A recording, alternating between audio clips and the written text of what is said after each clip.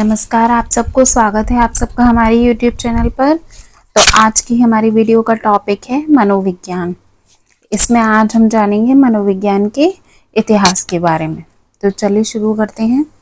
मनोविज्ञान को शताब्दियों पूर्व दर्शन शास्त्र की एक शाखा माना जाता था।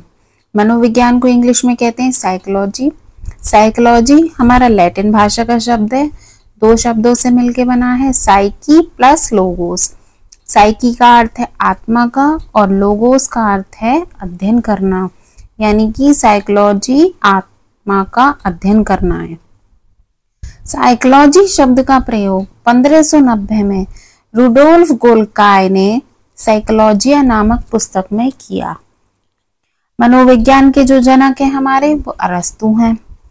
क्रो एंड क्रो की परिभाषा मनोविज्ञान की मोस्ट इम्पोर्टेंट है, इसे देख लेते हैं।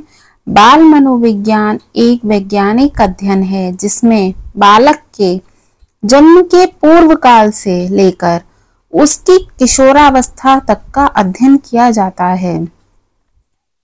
तो ये है क्रो की परिभाषा, मनोविज्ञान की बहुत इंपॉर्टेंट परिभाषा है। अब देखते हैं इसके बैकग्राउंड के बारे में।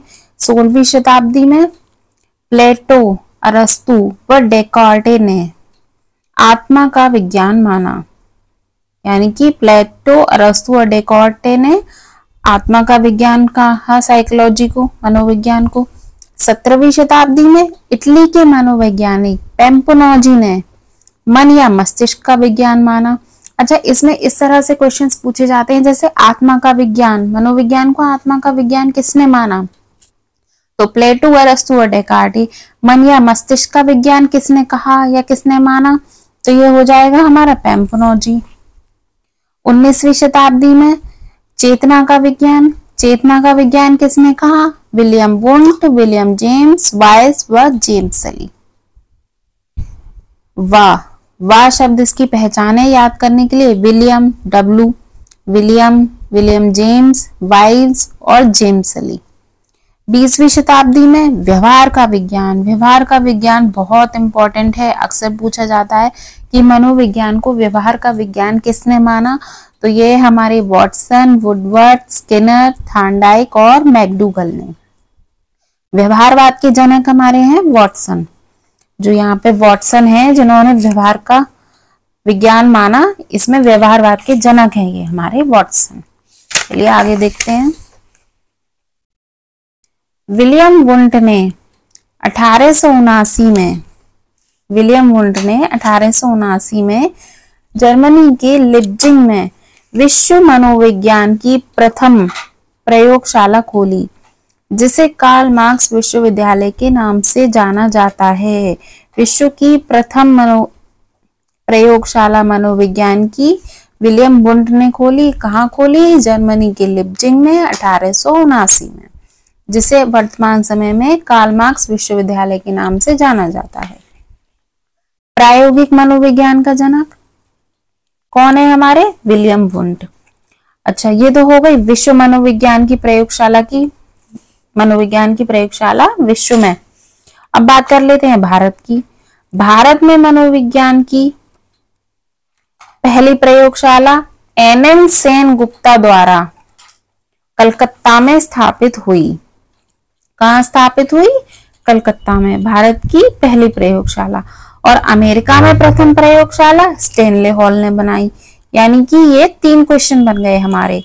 यानी कि विश्व की पहली प्रयोगशाला विलियम वुंट ने जर्मनी के लिप्जिंग में बनाई, अमेरिका में पहली प्रयोगशाला स्टेनले हॉल ने बनाई, और भारत में पहली प्रयोगशाला NN सेन गुप्ता ने बनाई। कहाँ बनाई? कलकत्ता में।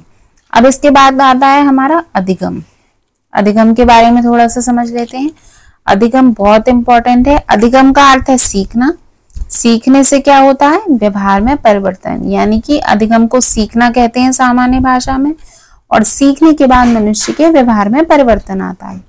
व्यवहार शब्द का प्रथम प्रयोग विलियम मैकडूगल ने आउटलाइन ऑफ साइकोलॉजी नामक पुस्तक में किया। यहाँ व्यवहार शब्द और व्यवहारवाद दोनों अलग अलग चीजें हैं। तो व्यवहार शब्द का प्रयोग मैकडूगल ने आउटलाइन ऑफ साइकोलॉजी नामक पुस्तक में किया। व्यक्ति के व्यवहार में स्थायी परिवर्तन अधिगम है, ना कि अस्थायी। ये इंपॉर्टेंट बात है कि स्थायी परिवर्तन अधिगम कहलाता है, ना कि अस्थायी। क्रो एंड क्रो ने परिभाषा दी है अधिगम की। अधिगम आदत, अभिवृत्ति व ज्ञान का अर्जन करना ही अधिगम है। अच्छा, अब इस परिभाषा को याद करने की ट्रिक देखिए। इसकी ट्रिक है आग, आदत, अभिवृद्धि व ज्ञान। आदत, अभिवृद्धि व ज्ञान का अर्जन करना ही अधिगम है। गिलफोर्ड के अनुसार व्यवहार के कारण व्यवहार में आया परिवर्तन ही अधिगम कहलाता है। व्यवहार के कारण व्यवहार में आया परिवर्तन, यानी कि अच्छा बोलोगे तो अच्छा परिवर्तन आएगा, जैसा व्यवहार करेंगे वैसा ही हमारे अंदर परिवर्तन आता है। गिलफोर्ड नाम याद करने की ये ट्रिक है सरल सी। गालफोर्ड, अच्छा बोलोगे अच्छा परिवर्तन, बुरा बोलोगे बुरा परिवर्तन, यानी कि व्यवहार के कारण आया हुआ परिवर्तन अधिगम कहलाता है। अब देखते हैं बीएफ स्किनर की। अधिगम व्यवहार में उत्तरोत्तर अनुकूलन की प्रक्रिया है। ये बीएफ स्किनर की परिभाषा है। गेट्स के अनुसार अनुभव द्वारा व्यवहार में परिवर्तन लाना ही अधिगम है, अनुभव द्वारा। विलियम वुडवर्थ के अनुसार अधिगम विकास की एक प्रक्रिया है और नवीन ज्ञान एवं नवीन प्रतिक्रिया का अर्जन करना अधिगम कहलाता है। अधिगम के प्रकार हैं हमारे ज्ञानात्मक, भावात्मक और क्रियात्मक। अब है एक बुक है ये हमारी अधिगम की, theories of learning. Theories of learning के लेखक कौन है? हिलगार्ड। तो ये थी हमारी आज की वीडियो में मनोविज्ञान और अधिगम की बेसिक बातें।